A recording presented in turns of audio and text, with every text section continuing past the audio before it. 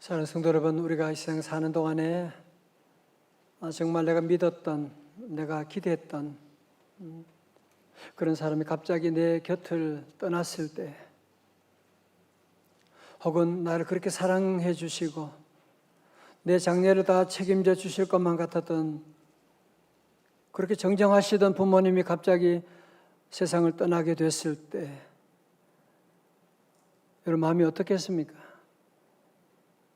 생각만 해도 가슴이 먹먹해지지 않습니까? 여러분 지금 여호수아가 바로 그런 심정에 놓여 있습니다. 지금 여리고성 정복을 앞두고 출애굽이 힘들다고 하지만 여리고성 정복, 가나안 정복하는 것은 쉬운 일인가요? 그런데 모세는 세상을 떠났고 여호수아는 이제 혼자 남아 있으니까 나는 전쟁해 본 적도 없는데 저 가나안 성을 어떻게 정복할 수 있단 말이야. 물론 하나님 여호와께서 여호수아에게 내가 너와 함께 할 거다, 내가 너를 도와줄 거다 말씀하셨지요.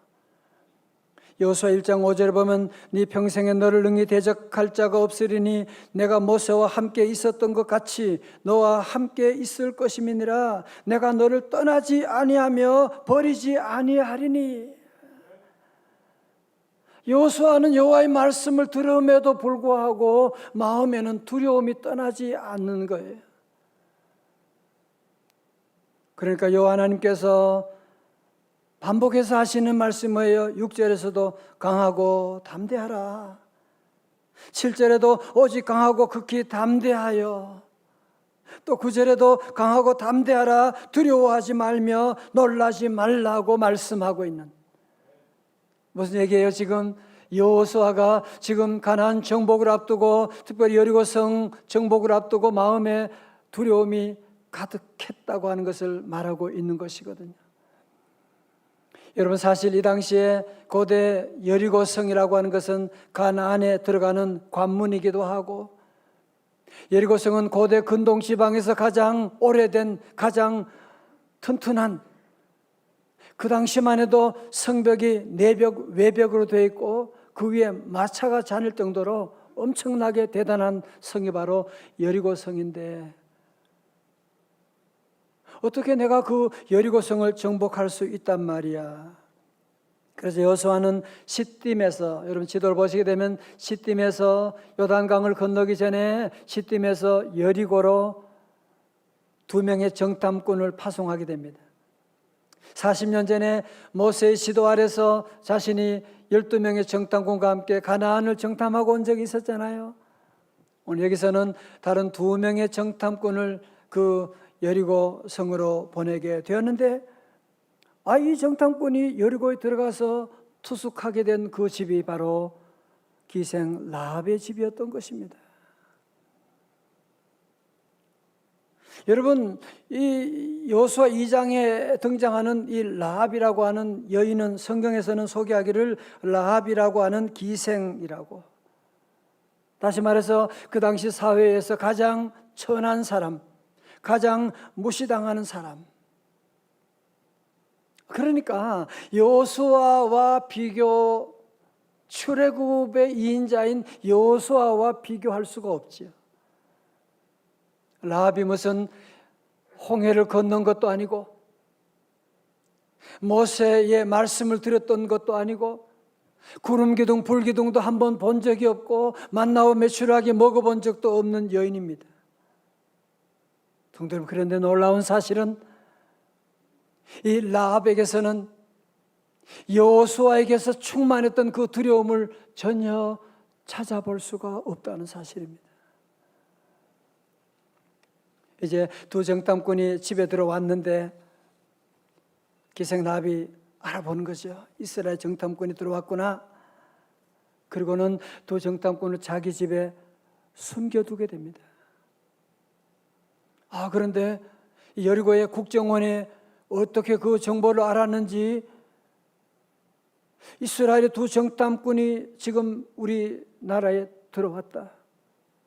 아마도 저 기생 라합의 집에 들어갔을 것이다 하고 그러면서 수색원을 보내가지고 가택 수색에 들어가게 된 것입니다. 어떻게 해야 돼요? 그러나 기생 라합은 끝까지 그 두 정탐꾼을 숨겨둡니다. 그 적을 숨겨두었으니까 보안법에 의하면 결국은 자신도 자기의 가족들도 다 죽을 수밖에 없을 텐데, 아니 기생 라합이 어떻게 그 이스라엘의 정탐꾼을 숨겨두는 그런 과감한 행동을 할 수가 있었을까요? 그는 두려움이 없었을까요? 그는 용감했기 때문일까요? 아닙니다. 그녀도 두려움이 있었습니다.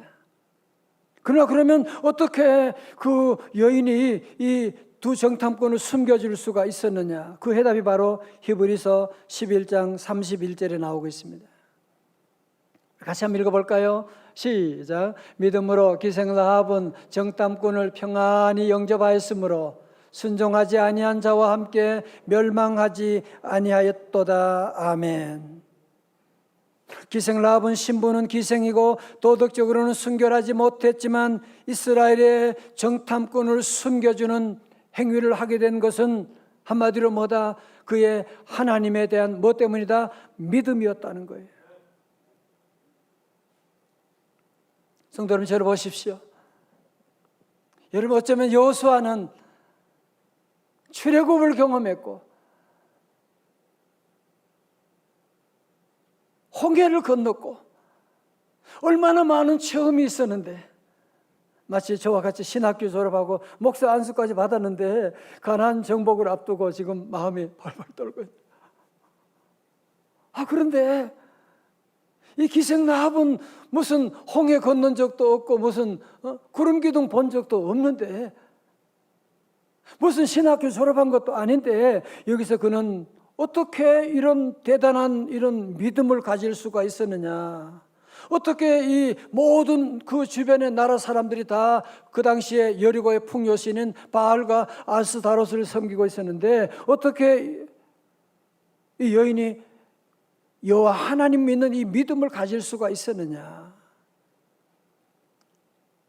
자, 그것은 바로 눈으로 보지는 못했지만 하나님의 말씀을 들었고 하나님에 대한 소문을 들었기 때문에 그런 것입니다. 자, 우리 8장부터 10장까지 해서 기생 라합의 생생한 목소리를 한번 들어보시겠습니까? 기생 라합이 두 정탐꾼에게 밤에 얘기하는 거예요. 또 그들이 눕기 전에 라합이 지붕에 올라가서 그들에게 이르러 세 번을 읽어드리겠습니다. 말하였다. 나는 주께서 이 땅을 당신들에게 주신 것을 압니다. 우린 당신들 때문에 공포에 사로잡혀 있고 이 땅의 주민들은 모두 하나같이 당신들 때문에 간담이 서늘해졌습니다. 이어는 정보도 정확한 정보를 가지고 있어요. 당신들이 이집트에서 나올 때 주께서 당신들 앞에서 어떻게 홍해 물을 마르게 하셨으며 또 당신들이 요단강 동쪽에는 아모리 사람의 두 왕 시혼과 옥을 어떻게 전멸시켜서 희생 제물로 바쳤는가 하는 소식을 우리가 들었기 때문입니다. 무슨 얘기하는 거예요? 기생 라합은 하나님에 대한 소문만 듣고 오늘 저와 여러분처럼 설교 말씀만 듣고 믿음이 생기게 된 거예요. 우리 교회도 보면 생전에 교회 처음 나오셔가지고 말씀 듣고 그 말씀에 은혜 받아가지고 눈물을 그냥 쏟아내고 그때부터 주님 믿기로 하고 변화된 그런 분도 많이 보게 되는데, 그래서 바울은 로마서 10장 17절에서 말씀합니다. 그러므로 믿음은 어디서 나며 들음에서 나며 들음은 어디서요? 그리스도의 말씀으로 말미암았느니라. 다 같이 아멘. 어떤 분은 그런 얘기 자주 해요. 목사님, 어떻게 하면 나 믿음이 좋아질까요? 아직도 믿음이 형편없어요. 다시 말해서 내가 어떻게 하면 건강해질까요? 어떻게 하면 건강해요? 잘 먹으면 돼요. 아무거나 먹지 말고. 마찬가지로 우리의 영혼의 믿음도 여러분이 믿음의 하나님의 말씀을 잘 들으면 나도 모르게 믿음이 자라게 되는 거예요. 믿음이 자라는. 여러분, 기생 라합은 무슨 특별한 기적을 본 게 없잖아요. 그죠? 하나님에 대한 소문을 듣게 되는, 그것만으로 해도 그가 믿음이 자라게 되고, 그는 정말 어디서도 들을 수 없는 이런 놀라운 신앙 고백을 하는데, 같이 한번 크게 읽어볼까요? 자, 여호수아 2장 11절의 말씀이요, 다 같이요, 시작. 우리가 듣자 곧 마음이 녹았고 너희로 말미암아 사람이 정신을 잃었나니 너희의 하나님 여호와는 위로는 하늘에서도 아래로는 땅에서도 하나님이시니라. 다 같이 아멘. 옛날 성경은 그렇게 나왔죠. 상천하지의 하나님이시라. 하늘 위에서도 땅 아래에서도 우리 여호와 하나님 같은 분은 안 계십니다. 이런 믿음이 있으니까, 이런 하나님을 만나니까 여리고 왕이 두렵지 않았던 것이지요. 이제 기생 라합은 여리고 성이 이제 곧 멸망할 것이라고 하는 것을 영적으로 다 감지하고서 그날 저녁에 두 정탐꾼에게 얘기합니다. 내가 당신들에게 은혜를 베풀어서 살려주게 되니까 우리 가정에도 은혜를 베풀어 주세요. 우리 아버지와 우리 형제들과 우리 집안의 모든 사랑하는 식구도 있는데 그들을 다 살려줄 것이라고 하나님 앞에 맹세하세요. 그리고 그 약속의 증표를 우리에게 보여주세요. 그렇게 얘기하자 두 정탐꾼이 라합에게 하는 말이 18절입니다. 우리가 이 땅에 들어올 때 우리를 달아 내린 창문에 이 뭐요? 붉은 줄을 메고 네 부모와 형제와 내 아버지의 가족을 다 내 집에 모으라. 자, 오늘 여러분, 우리 성경에 아주 중요한 단어가 나오는데 붉은 줄이라고 하는, 다 같이 붉은 줄. 붉은 줄에 붉은 줄을 치시기 바랍니다. 붉은 줄을 치시고. 자, 두 정탐꾼은 라합이 여리고 정탐한 사실을 우리가 공격할 그때까지 절대로 누설하지 말고, 그러면 우리가 여리고 성에 쳐들어오게 될 때 한 가지 조건이 있는데, 그것은 너희 가정이 우리가 성벽을 타고 내려갈 때 메었던 그 붉은 줄 있잖아, 그걸 너희 집에 매달게 되면 우리가 그거 보고 너희 가족 다 살려줄게. 그런 약속을 하는 거예요. 자, 그렇다면 여러분 질문, 아니 왜 그러면 창문에 붉은 줄을 달라고 하는 것입니까? 붉은 줄이 눈에 잘 띄니까요? 그게 아니죠. 성경에 보면 구속자적으로 붉은 줄은 바로 예수 그리스도께서 십자가 위에서 흘리는 보혈의 피를 상징하고 있는 것이거든요. 여러분, 출애굽 때도 10가지 재앙 가운데 마지막 재앙, 장자의 죽음 가운데 어떻게 하라고 그랬어요? 어린 양을 잡아서 그 피를 좌우 문설조와 임방에 바르라. 그러면 내가 그 피를 보고 어떻게 하리라? 넘어가리라고 말씀하고 있습니다. 여러분, 그렇습니다.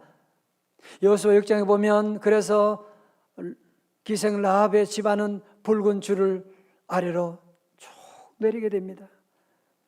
그리고 온 집안이 부모님과 형제들과 모두가 다 그 집안에 들어오게 되었는데, 여리고성이 무너지게 될 때 붉은 줄로 내려진 그 집안에는 모든 라합의 가족들은 다 구원함을 받게 된 줄로 믿습니다. 여러분, 그런데 만약에 라합의 가족 가운데 한 똑똑한 젊은이가 무슨 붉은 줄이 무슨 우리의 구원과 상관이 있어? 뭐하러 붉은 줄을 다는 거야? 그러면서 집 밖으로 뛰어나갔다면 어떻게 되었을까요? 자, 19절 말씀 볼까요? 누구든지 내 집에 문을 나가서 거리로 가면 그의 피가 그의 머리로 돌아갈 것이요 우리는 허물이 없으리라. 무슨 말입니까? 붉은 줄이 내려진 라합의 집을 벗어서 다른 곳으로 뛰쳐나가게 되면 여리고성이 무너질 때 그들도 함께 무너지게 될 것이다 라고 말씀하고 있는 것입니다. 요즘 인터넷의 신조어 가운데 그런 말이 있는데 아십니까? 인싸와 아싸라고 하는 말 들어보셨나요? 우리 청년들은 잘 알 텐데 인싸라고 하는 말은 영어에서 insider의 줄임말로 인싸, 아싸는 outsider의 줄임말로 아싸, 그렇게 말하고, 인싸는 정확하게 어떤 의미냐, 제가 보니까 자신이 소속된 무리에게 적극적으로 어울려 지내는 사람이래요. 적극적으로 그 안에 들어가서 잘 지내고 적극적으로 책임을 감당하는 사람이 인싸고, 반대로 아웃사이더는 어떤 사람이냐, 그 무리와 섞이지 못하고 밖으로만 겉도는 사람이 바로 아웃사이더라고 하는 거예요. 그 줄임말이 뭐라고요? 아싸, 아싸. 우리 나이 드신 분도 이 말씀을, 이 단어 기억하고 자녀들과 대화 나누면 좋을 거예요. 다 같이 인싸, 아싸. 자, 오늘 저는 이 단어를 오늘 말씀에 한번 적용해 보았어요.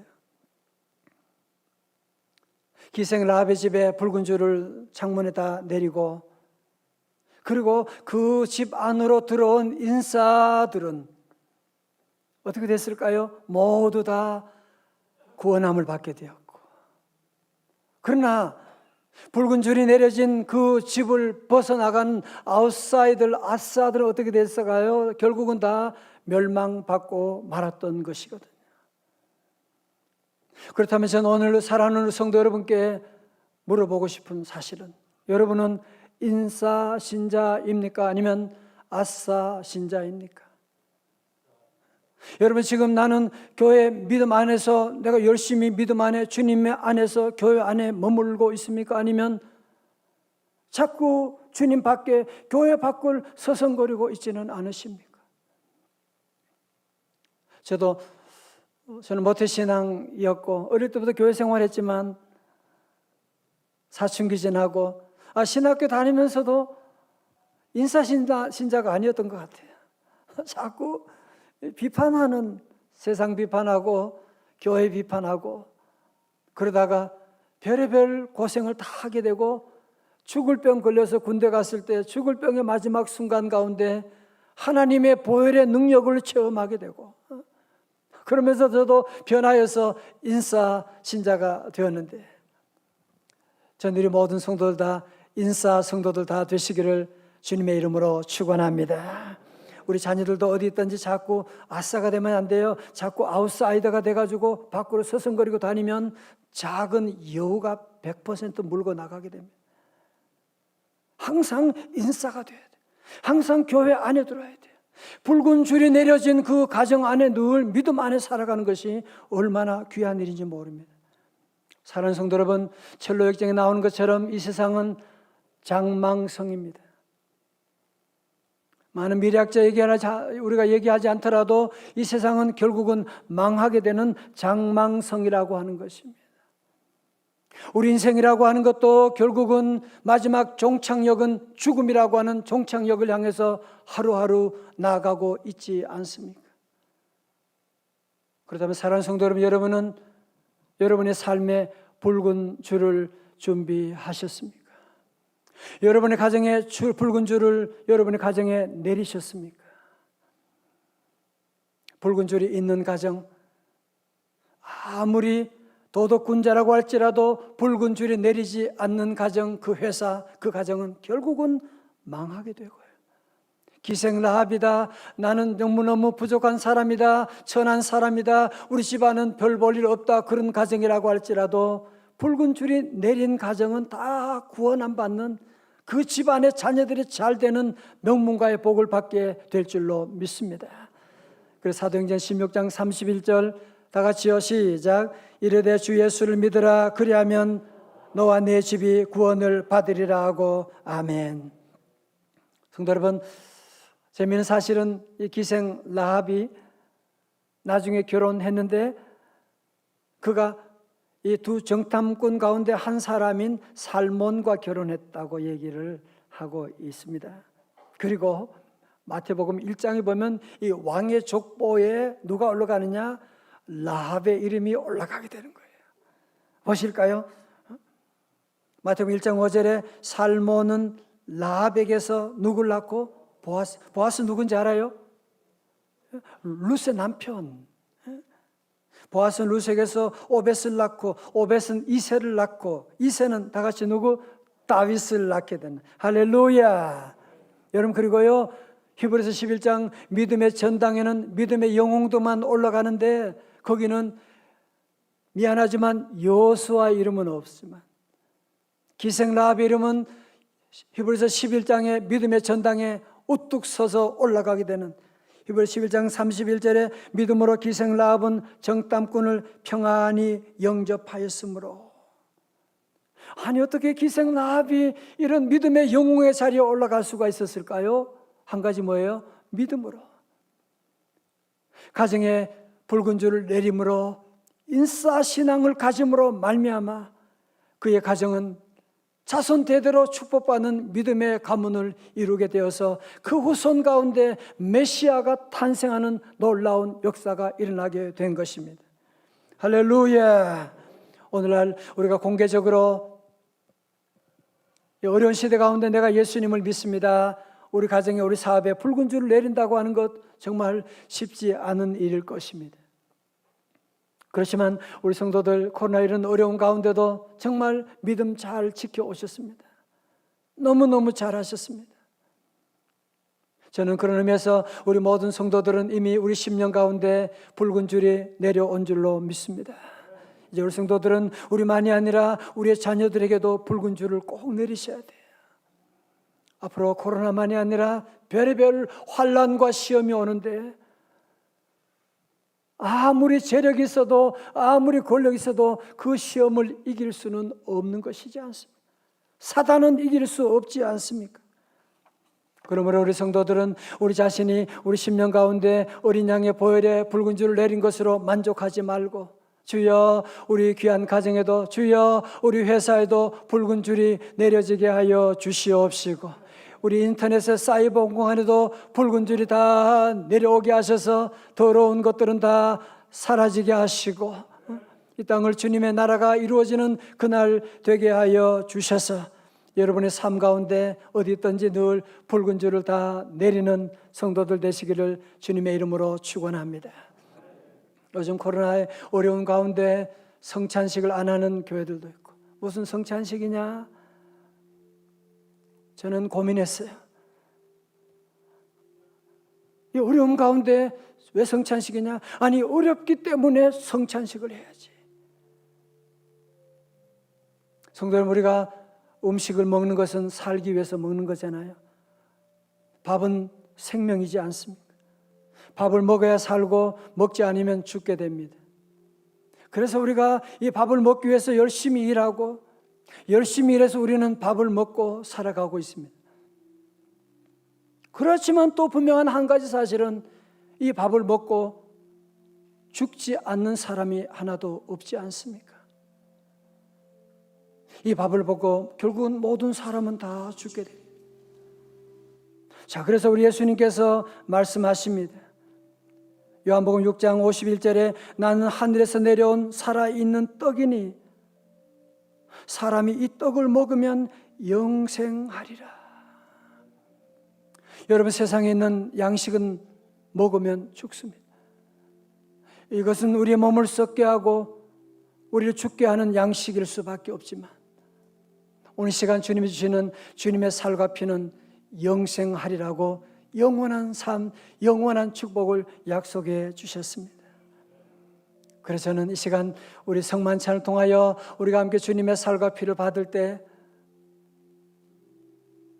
여러분의 10년 가운데 붉은 줄이 내려오게 될 것이고, 성만찬을 받을 때 우리 죽어가던 영혼들이 다시 살아나게 되는 소생하는 놀라운 역사가 우리 모두에게 임할 줄로 믿습니다.